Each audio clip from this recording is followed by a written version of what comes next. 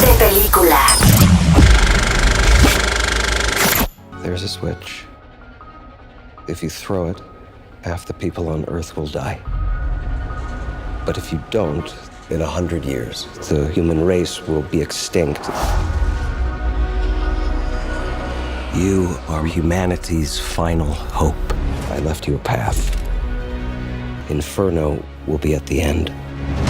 Estamos aquí en la ciudad de Florencia, Italia, una de las locaciones de la película Inferno. Y esta es la tercera colaboración que tienen Tom Hanks y Ron Howard en una película basada en una novela del escritor Dan Brown, que se caracteriza por el descifrar enigmas y acertijos y historias de complot. Y justo es en esta ciudad donde ahora la humanidad corre peligro. Y es aquí donde se tendrán que hacer todas las cosas para salvarnos, ¿no? Digamos. Pero bueno, ¿qué tan satisfechos están ellos con la película y qué tan exitosa puede ser? Yeah, we're not talking about theological questions of thousands of years ago or, philosophical questions about how did the world start? We're really dealing, the concept of overpopulation is something that we can see the ravages of without looking too far off of the front pages of the morning. But all the movies have this central character and this Dan Brown quality that they entertain us in a lot of different ways, because you've got the breathless chase and the mystery and the clue path. Yeah. You got a great character at the center of all of it,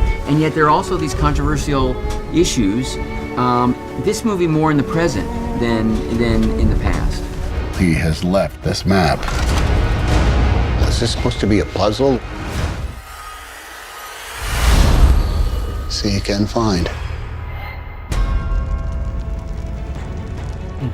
If you could paint humanity, how would you like to represent it?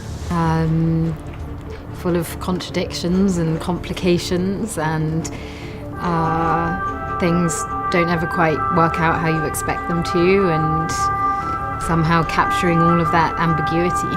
If I was trying to paint humanity, I would try to push us toward a more optimistic view. So I probably would not dwell on hell. I would probably not dwell on the darkness. I would try to dwell on on the possibility of hope. And you? Yeah, I would look at it. I think humanity is a great problem solver.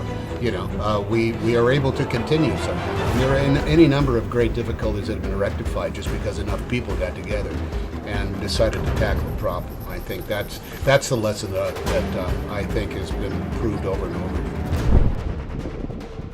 Como todas las novelas de Dan Brown, está basada o inspirada en grandes artistas como Dante Alighieri, que en la Divina Comedia representa el infierno, el purgatorio y el cielo.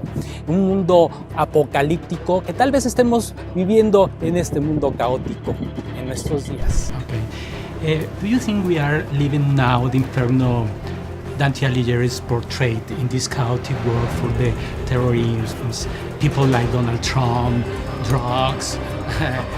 What circle of hell would Donald Trump be in? I'm not sure that Dante addressed that. Oh, maybe I don't know, Braggart or something like that. Pride, the number one. I think that any number of circles of hell have been recreated by mankind. I'm not so sure it's based on personality, but I think there are questions of hunger and there are questions of ecology and geopolitics that almost comes right out of the circles of hell as illustrated and described by Dante himself. And this is a part of the human conundrum and drama, is that Dante could create a world.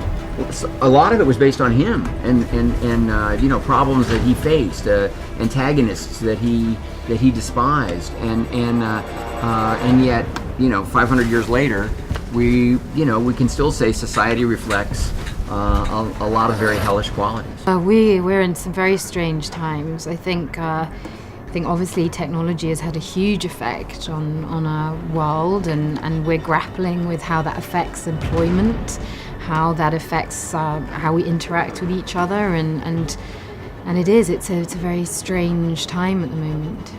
Inferno nos invita a viajar y a descubrir todos los enigmas que hay detrás del arte renacentista aquí en la ciudad de Florencia. Esta vez para salvar a la humanidad. ¿Lograremos sobrevivir al ataque bacteriológico? Eso lo descubrirás en Inferno. Don't trust anyone.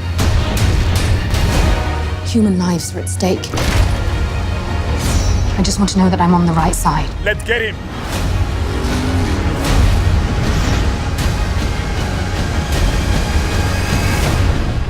Now is the time.